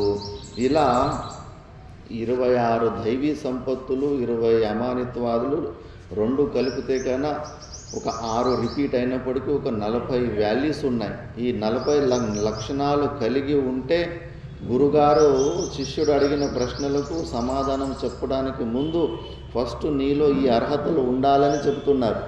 ఈ అర్హతలు లేకుండా ఒక్కసారిగా నువ్వు సాధన చేయడానికి పోతే కానీ వట్టి ఇన్ఫర్మేషన్ వస్తుంది, కానీ ఆ జ్ఞాన ధారణ కలగదు అని చెప్పేసి ఇప్పుడు ఆ శిష్యుడు అడిగిన ప్రశ్నలకి సమాధానం చెప్పడం ప్రారంభిస్తాడు. ఫస్ట్ కోనామ బంధః, బంధనం అంటే ఏంటి అని. అతస్మిన్ తద్బుద్ధిః ప్రభవతి విమూఢస్య తమసా వివేకాభావాద్వై స్ఫురతి భుజగే రజ్జుదిశనా తతో నర్తవ్రాతో నిపతతి సమాదాతురధికః తతో యో సద్గ్రాహః సహి భవతి బంధః శృణు సఖే. అతస్మిన్ తద్బుద్ధి, ఈ శరీర పాంచభౌతికమైన ఈ శరీరము మన స్వరూపము కాదు. ఇది ఇలాంటి అనాత్మ మీద ఆత్మబుద్ధి, అశుచి అయిన దుర్గంధమైన ఈ ఆత్మని శుచిత్వ బుద్ధి పెట్టుకొని ఈ శరీరమే నేను అనే భావన ఏదైతే ఉందో, అతస్మిన్ తద్బుద్ధి, ఇదే బంధనము. ఇది తమస విమూఢస్య,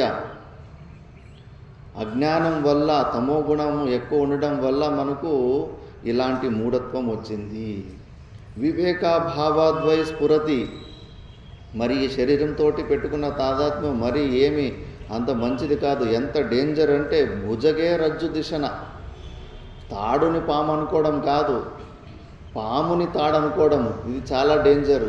నేనే ఒకసారి గురుగారు గార్డెన్లో సేవ చేసుకుంటా ఉంటే అక్కడ నీళ్ళు చెట్లకు నీళ్లు పెట్టే పైపు కూడా బ్రౌన్ కలర్లో ఉంది. ఆ రోజు గార్డెన్లో పాము వచ్చింది ఒకటి. ఆ పాము ఇంత తలతోటి అక్కడ ఒక చిన్న రంధ్రం ఉంటే రంధ్రంలో ఎలకనో దేనో పట్టుకోవడానికి లోపల పోయింది. నేను ఉదయం కరెక్ట్గా పైపుని అక్కడే పెట్టి సాయంత్రం నీళ్లు పెడదామని చెప్పేసి అది నీళ్ళపై పనుకొని పాముని పట్టుకున్నాను. పట్టుకున్న తర్వాత నేను బెదిరిపోయిన, ఆ పాము కూడా భయంతో బెదిరిపోయి అది పారిపోయింది, నేను పారిపోయాను. అది ఒకవేళ విషమున్న పాము అంటే కానీ అది కాటే వేసేసేది. అంత డేంజరు. భుజగే రజ్జు దిశన. రజ్జులో పాము దృష్టి కాదు, పాములో రజ్జు దృష్టి పెట్టడం అని. అంత డేంజరు. ఈ శరీరముతోటి మనం పెట్టుకున్న సంబంధము, మనము కాని ఈ శరీరాలని మనము అనుకోవడం అంత డేంజరు. అందుకే తతః అనర్థో వ్రాతో నిపతతి సమాధాతురధిక. ఒకటి కాదు, అన్ని అనర్థాలకు మూలము ఇదే. మనకు దుఃఖము కూడా ఈ శరీరం. సుఖ దుఃఖ భోగాయతనం ఇదం శరీరం. ఈ శరీరము ద్వారానే వస్తూ ఉంటుంది. కాబట్టి తతః యో అసద్గ్రాహ సహి భవతి బంధః శృణుసుకే. అప్పుడు ఈ ప్రపంచములో సత్యబుద్ధి వచ్చేసి ఇదే బంధనము. బంధనం అంటే ఈ శరీరముతోటి మనం పెట్టుకున్న డూప్లికేట్ సంబంధము. ఒరిజినల్ సంబంధము కూడా కాదు, కాల్పనికమైన సంబంధమే ఇది. ఇప్పుడు ఎన్నో వీడియోలు కూడా తీస్తారు, గుర్రాలు కానీ దానికి కానీ. ఒక్కొక్కసారి ఒక తండ్రి కొడుకులు ఉంటారు, బర్రెలు మేపుతూ ఉంటారు. ఆ బర్రెలను కట్టేసేటప్పుడు ఒక బర్రెని కట్టేయడానికి తాడు ఉండదు, తాడు లేదు. చిన్న పిల్లగాడు, నాన్న ఈ బర్రెని కట్టడానికి ఒకటి తాడు తక్కువ వస్తుంది, ఎలా మరి అంటే, ఒరే తాడు లేని విషయం నాకు నీకు తెలుసు కానీ బర్రెకు తెలియదు కదా, నువ్వు రోజు దాని మెడలో ఊరికే తాడుతోటి కట్టినట్టు కేవలం యాక్టింగ్ చేయి, దాని మెడ చుట్టూ ఇట్లా అని చెప్పేసి ఇట్లా ముందుకు తీసుకెళ్ళి అక్కడ కట్టేసినట్టు కట్టేసిడి, అది వీళ్ళు నన్ను కట్టేశారు అనే భావనతోటి అలాగే ఒప్పుకుంటుంది, అలాగే ఆ భ్రాంతిలో ఉండిపోతుంది. ఇది నిజంగానే వాస్తవికం. ఏనుగుల్ని సర్కస్లో అక్కడ ఇక్కడ తీసుకొస్తారు కదా, చిన్న చిన్న ఒక కట్టి దూలాలకి కట్టేసి ఉంటారు. ఏనుగు శక్తి ఎలా ఉంటుందంటే ఇద్దరు పట్టుకునే లాంటి చెట్టును కూడా వేరులతో పాటు పీకేసేంత సామర్థ్యం ఉంటుంది. ఆ చిన్న ఈ సైజు కట్టి దానికి ఒక పెద్ద బంధనం కానే కాదు.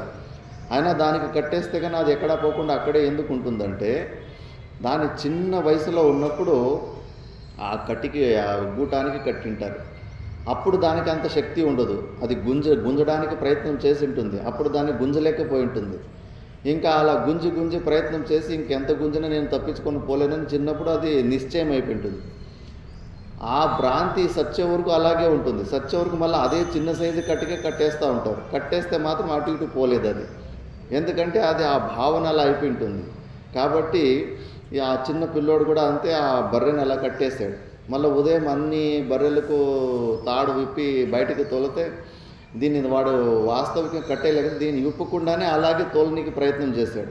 ఆ బర్రె పోవడం లేదు. నాన్న ఇది ఎందుకు పోవడం లేదంటే, ఒరే నువ్వు దాన్ని తాడు విప్పావంటే కానీ అసలు నేను తాడుతోటి కట్టేయలేదు కదా అంటే, ఒరే అది నాకు నీకు తెలుసురా, ఆ బర్రెకి తెలియదు, ఆ బర్రె నిజంగానే ఇప్పుడు తాడుతోటి నన్ను కట్టేసినని నమ్మి ఉంది, ఇప్పుడు మళ్ళీ పై దాని మెడకాడ కొంచెం విప్పినట్టుగా నువ్వు యాక్షన్ చేసి విప్పినట్టుగా యాక్టింగ్ చేయి, అప్పుడు వాళ్ళు నన్ను ఇప్పేసినారు అనుకొని అది బయటికి వెళ్తుంది అని. అప్పుడు నిజంగానే అలా చేతులు అలా ఆడి చేసి ఇలా బయటకు పంపిస్తే వెళ్ళిపోతుంది. అది నిజమే. ఇప్పుడు కూడా గుర్రాలు ఎంతోమంది వీడియోలు కూడా చేశారు. గుర్రాలు ఇట్లా పట్టుకొని పోయేటప్పుడు వాటి ఆ కళ్ళెం ఉంటుంది, దాన్ని పట్టుకొని తీసుకెళ్తూ ఉంటారు. ఒకసారి అది లేకపోయినా కూడా ఊరికే ఆ గుర్రం కింద అలా పట్టుకొని ఇట్లా లాక్కెళ్ళినట్టు ముందుకు పోతుంటే గుర్రం కూడా వెనకాల వచ్చేస్తూ ఉంటుంది. ఆ భ్రాంతి అలా ఉంటుంది. కాబట్టి ఈ బంధనం కూడా అంతే. ఈ శరీరంతో మనం అలాంటి ఒక కాల్పనికమైన సంబంధమే పెట్టుకున్నాము, వాస్తవికమైన సంబంధం కాదు. ఇదే బంధనము. కాబట్టి కథమేష ఆగత, ఎక్కడి నుంచి వచ్చింది, ఎట్లా వచ్చిందంటే ఇప్పుడు దాని వివరణం చెప్తున్నారు. అఖండ నిత్యాద్వయబోధ శక్త్యా స్ఫురంతమాత్మానమనంత వైభవం సమావృణోత్యావృతిశక్తిరేష తమోమయీ రాహురివార్కబింబం. అఖండ నిత్య అద్వయ బోధ శక్త్య. దీనికి ఈ మాయకు కూడా శక్తి పరమాత్ముడే, లేకపోతే మాయ కూడా స్వతంత్రకర్త కానే కాదు. స్ఫురంతి ఆత్మానం అనంత వైభవం. సమావృణోతావృతి శక్తి. ఆ ఆవృత్తి శక్తి, విక్షేప శక్తి అని రెండు ఉంటాయి. ఆ ఆవరణ శక్తి కూడా అధిష్టానము మనమే. కానీ అంత విచిత్రం ఉంటుంది. ఇప్పుడు మేఘాలు అడ్డం వచ్చాయి. సూర్యుడు ఇప్పుడు మనకు స్పష్టంగా కనిపిస్తలేడు. ఆ మేఘాలు ఎలా ఉత్పన్నమవుతాయి? సూర్యుని తాపం వల్లనే నీళ్లు ఇమిరిపోయి వేపర్స్ అయ్యి మేఘాలు ఉత్పన్నమవుతాయి.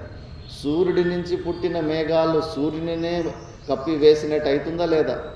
అలాగే మన ఆత్మస్వరూపం నుంచే పుట్టిన ఈ ఆవరణ శక్తి, విక్షేప శక్తి మన ఆత్మననే మనకు కానకుండా చేస్తున్నాయి. ఇదే విచిత్రం. ఇది ఆ ఆవరణ శక్తి ఏంటి అంటే అలర్ట్నెస్, మిస్సింగ్ మైండ్. మనం వస్తువుల్ని యథార్థంగా చూసే అలవాటు లేకపోతే అది ఆవరణం వచ్చేస్తుంటుంది. ఆ కళ్ళద్దాల దృష్టాంతం చెప్పాను కదా, టేబుల్ మీదనే ఉంటాయి. కళ్ళు దాన్ని చూసి కూడా ఉంటాయి, అయినా కూడా ఏదో ఒకటి భ్రాంతి, అక్కడ టేబుల్ మీద కళ్ళద్దాలు లేవు అని ఒక భ్రాంతి కలుగుతుంటుంది. అంతే. ఒక్కసారి అది లేదు అని మనకు అనిపిస్తే కానీ ఎందుకు అలా అనిపించిందంటే మనము కరెక్ట్గా అలర్ట్గా ఉండి మనం యథార్థంగా దాన్ని చూడలేకపోయాము. అందుకే దక్షిణామూర్తి ఫోటో మీరు చూసే ఉంటారు. దక్షిణామూర్తి కింద కాలు కింద ఒక రాక్షసుడు ఉంటాడు. వాడి పేరు అపస్మారుడు, ఫర్గెట్ఫుల్నెస్, మతిమరుపు అని. అంటే దక్షిణామూర్తి గురువు ఎలా అంటే మనలోని మతిమరుపుని అధిగమించి మన స్వరూప జ్ఞానాన్ని తెలిపేలాంటి వాడే దక్షిణామూర్తి గురువు అని చెప్పేసి. ఎందుకంటే మనం ఎవరన్న విషయాన్ని మనం మర్చిపోతుంటాం. పోనీ ఆ మతిమరుపుని చంపేయచ్చుగా ఉంటుంది కదా, ఎందుకు కాలు కింద వేసి పెట్టుకున్నాడంటే అది కూడా పవర్ఫుల్లే. కాబట్టి దాన్ని సంపూర్ణంగా నాశనం కూడా చేయలేము.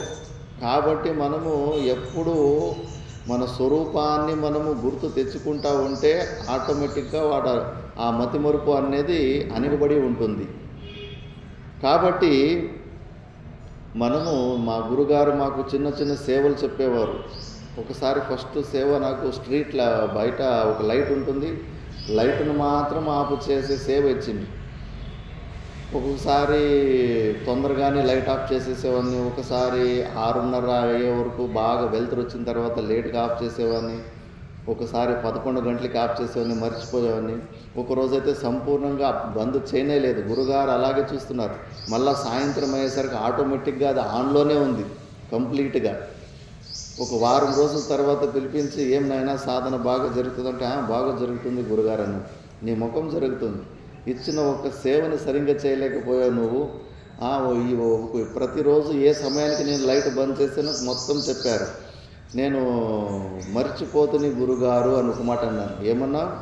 మర్చిపోతుని, ఇంకోసారి ఈ శబ్దాన్ని నా దగ్గర ఉచ్చరించకు. మర్చిపోవడం వల్లనే మనం ఈరోజు ఈ అనాథి శరీరంతో మనం ఎవరనే విషయాన్ని మర్చిపోవడం వల్లనే మనకు ఈ దుర్గతి పొందింది. ఆ శబ్దాన్ని ఇంకోసారి నా దగ్గర ఉచ్చరించకు. అలర్ట్గా ఉండాలి ఎప్పుడే కానీ. మన స్వరూపాన్ని మనం మర్చిపోకూడదు. మనం మర్చిపోతున్నాం కాబట్టి అన్ని అనర్థాలు స్టార్ట్ అవుతున్నాయి అని చెప్పేసి అప్పుడు దక్షిణామూర్తి ఫోటో చూపించి ఈ విషయాన్ని చెప్పారు. మన ఋషులు ప్రతి ఒక్క దాంట్లో కూడా గుర్తులు పెట్టిపోయారు. మనము దాన్ని సూక్ష్మంగా తెలుసుకోవాలి. ఇప్పుడు శివరాత్రి సమయంలో శ్రీశైలానికి నడుచుకుంటూ పోతున్నప్పుడు అక్కడక్కడ జెండాలు పాతిపోతుంటారు ముందు పైన వాళ్ళు. అంటే వెనక వస్తున్న వాళ్ళకి ఈ దారి ఈజీగా గుర్తుకు రాని అని చెప్పేసి. అలాగే మహాపురుషులు ప్రతి ఒక్క విధానంలో కూడా ఇలా గుర్తులు పెట్టిపోయారు. పూజ మనం గుడిలో చేసే హారతిలో కూడా బ్రహ్మజ్ఞానం ఉంది. గర్భగుడులు చూడండి, ఫుల్ అంధకారంలో ఉంటాయి. చిన్న ఒక వెంటిలేటర్ పెడతారు, లేదంటే అది కూడా లేదు. ఇప్పుడంటే లైట్లు అవి ఇవి డెకరేషన్లు వేసేసి బాగా వెలుతురు పెడతారు. కానీ ముందైతే కానీ ఏమీ ఉండేది కాదు. కేవలం ఒక జ్యోతి వెలిగేదంతే. ఎవరన్నా భక్తులు గుడికి వస్తే అప్పుడు హారతి ద్వారా కింద ఆ పరమాత్ముని అంగాలు కింద నుంచి పైన వరకు సంపూర్ణంగా హారతి ఒక సహాయం వల్ల దర్శనం చేపించేవారు. అప్పుడు వచ్చిన భక్తుడు, అబ్బా, ఈ అగ్ని మూలకంగా అగ్ని ఒక ప్రకాశము ద్వారా నేను భగవంతుని దర్శనం చేసుకున్నాను అని అనుకున్నంతసేపులోనే అక్కడ పూజారి మంత్రాలు చెప్పేసేవాడు.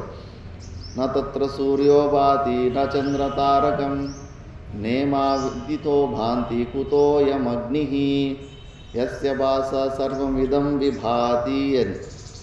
అంటే సూర్యుడు, చంద్రుడు, నక్షత్రాలు వీళ్ళే ఆ పరమాత్మని ప్రకాశింప చేయలేరు. ఇంకా ఈ కుతోయమగ్ని, ఈ అగ్ని ఎక్కడ భగవంతుని చూపించగలుగుతుంది అని చెప్పే అప్పుడు వచ్చిన భక్తుడికి, అవునా, నేను ఈ అగ్ని ప్రకాశం ద్వారా భగవంతుని దర్శనం చేసుకున్నాను అనుకున్నాను, మరి ఇది కాదా దర్శనం అంటే, మరి ఎప్పుడు ఎలా, మరి భగవంతుని ఎలా దర్శించుకోవాలని వాడిలో జిజ్ఞాస ఉత్పన్నమయ్యేది. అప్పుడు ఆ సద్బ్రాహ్మణుడు అతడికి ఈ ఆత్మజ్ఞాన బోధ చేసేవాడు. బృహదారణ్యక ఉపనిషత్తులో జ్యోతిర్బ్రాహ్మణం అని ఉంది. ఆ జ్యోతిర్బ్రాహ్మణం సారమంతా శంకరాచార్యుల భగవానులు ఏకశ్లోకిలో వ్యక్తం చేశారు. కిం జ్యోతిస్తవ భానుమాన హనిమే రాత్రౌ ప్రదీపాదికం స్యాదేవం రవిదీపదర్శన విదౌ కిం జ్యోతిరాఖ్యాహి మే చక్షుస్తస్య నిమీలనాది సమయే కిం ధియో దర్శనే కిం తత్రాహమకో భవాన్ పరమకం జ్యోతిస్తదస్మి ప్రభో అని. ఒకే శ్లోకంలోనే గురువుల క్వశ్చన్ ఆన్సర్ రూపంలో మన ఆత్మజ్ఞానాన్ని చూపించేస్తారు. ఇందులో ఫస్ట్ గురువు శిష్యుని అడుగుతాడు, శిష్యుడా, నువ్వు పొగులు అన్ని వస్తువులని ఏ ప్రకాశం వల్ల చూస్తావు అంటే కన్నా గురుగారు సూర్యుని ప్రకాశం వల్ల అన్ని వస్తువులు చూస్తున్నానంట. Very good. మళ్ళీ రాత్రిపూట్ల నువ్వు అన్ని వస్తువుల్ని ఏ వెలుతురు ద్వారా, ఏ ప్రకాశం ద్వారా చూస్తావు నాయన అంటే, మూన్ లైట్, చంద్రుని వెలుతురా, ల్యాంప్ లైట్, దీపం వెలుతురు ద్వారా. Very good. మరి అమావాస్య రోజు ఏదో ఒక పెద్ద హాల్లో పడుకో ఉంటావు, మూలలో ఒక నీళ్ళ కుండనో వాటర్ బాటిల్ పెట్టుకో ఉంటావు. ఎంత అమావాస్య రాత్రి అంటే నీ చేతులు కూడా నీకు కనిపిస్తూ ఉండవు. మరి అర్ధరాత్రిలో నీకు దాహం వేస్తే పోయి నీళ్ళు తాగుతావా లేదా? తాగుతాను గురుగారు. మరి అప్పుడు సన్లైటు లేదు, మూన్ లైటు లేదు, ల్యాంప్ లైటు లేదు. ఆ పని ఎలా, ఆ కార్యం ఎలా నువ్వు సాధ్యమైంది నాయన? ఏ వెలుతురు ద్వారా ఆ కార్యాన్ని సిద్ధించుకున్నావంటే కొద్దిగా ఆలోచన చేసి, బుద్ధి రూపమైన ప్రకాశం, బుద్ధి కూడా కనిపించని ఆ కుండను కనిపించేలాగా చేస్తుంది. సాయంత్రం ఉదయం పెట్టినప్పుడు ఇక్కడి నుంచి ఒక 10-15 అడుగులు వేసుకుంటే అక్కడ కుండ దొరుకుతుంది, లేదా వాటర్ బాటిల్ దొరుకుతుంది అని ఒక అనుమానం ద్వారా, బుద్ధి ద్వారా మనము ఆ నీళ్ళ దగ్గరికి పోయి నీళ్ళు తాగుతాము. Very good. అంటే బుద్ధి కూడా ప్రకాశం చేసే పనులు చేస్తుంది, కనిపించని వస్తువులు కనిపించేలాగా చేస్తుంది. మళ్ళా వెరీ గుడ్. మరి రాత్రిపూట్ల సుషుప్తి అవస్థలు అంటే స్వప్నాలు లేని గాఢ నిద్రలోకి వెళ్తుంటావు. అప్పుడు బుద్ధి కూడా ఉండదు కదరా, దియో ఆదర్శనే, మనసు బుద్ధులు కూడా రెస్ట్కి వెళ్ళిపోతాయి. కానీ లేచిన తర్వాత నాకు స్వప్నాలు రాలేదు అన్న విషయం నువ్వు చెబుతున్నావు. మరి ఈ ఆశ్రమ లోపలికి ఎవరు రాలేదని చెప్పడానికి నేను ఇక్కడుంటేనే చెప్పగలను. మరి మనసు బుద్ధులు లేకుండా ఆ స్వప్నాలు రాలేదు అన్న విషయాన్ని ఏ వెలుతురు ద్వారా, ఏ ప్రకాశం ద్వారా నువ్వు తెలుసుకున్నావంటే అప్పుడు తద్ అహమస్మి ప్రభో, అది నేనే, నా స్వరూపమే, నా ఒక స్వభావమే జ్ఞాన స్వరూపం. అది అందులో ఇండివిజువల్గా వ్యక్తం చేసుకోలేను, కానీ ఇంద్రియాల సెట్ ఉంటే కానీ అక్కడి నుంచినే వస్తుంది. అందుకే నేను జ్యోతిని చూసుకోవాలా మనలో అంటే కానీ ఇలాగే నీ ఒక సచ్చిదానంద స్వరూపమైన నీ స్వభావమే ప్రకాశ స్వరూపం, అది జ్ఞాన స్వరూపము, ప్రకాశ స్వరూపము అని. శివలింగంలో కూడా ఇదే తాత్పర్యం ఉంది. శివరాత్రి, నవరాత్రి, వసంత రాత్రులు, అన్ని రాత్రులే ఎందుకు, ఇందులో కూడా జ్ఞానం ఉంది. శివలింగము భగవంతుడికి ఆది అంతం లేని అనాది, అంటే నిత్య స్వరూపుడు అనేది ప్రతీకం. స్త్రీలింగం అంటే స్త్రీకి ప్రతీకం, పుల్లింగం అంటే పురుషుడికి ప్రతీకం, శివలింగం అంటే శివుడికి ప్రతీకం, శివలింగం అది. అమావాస్య రోజు ఎందుకు ప్రకాశ రూపంలోనే, అగ్ని రూపంలోనే ఎందుకు ఉద్భవమైంది? పురాణాల్లో స్టోరీ వస్తుంటుంది అక్కడ. బ్రహ్మకు విష్ణువుకి నేను గొప్ప అని ఒక భావన వచ్చినప్పుడు ఆ లింగం ఆ రోజు ఉద్భవమై నా కొన కానీ మొదలు కానీ ఎవరైనా చూసుకొని వస్తే సాయంత్రం లోప వాళ్ళే గొప్పవారు అని అక్కడ ఆకాశవాణి చెబుతుంది. బ్రహ్మదేవుడు పైకి వెళ్తాడు, విష్ణుమూర్తి కింద వరాహ రూపం తీసుకొని కింద తవ్వుకుంటూ పోతాడు.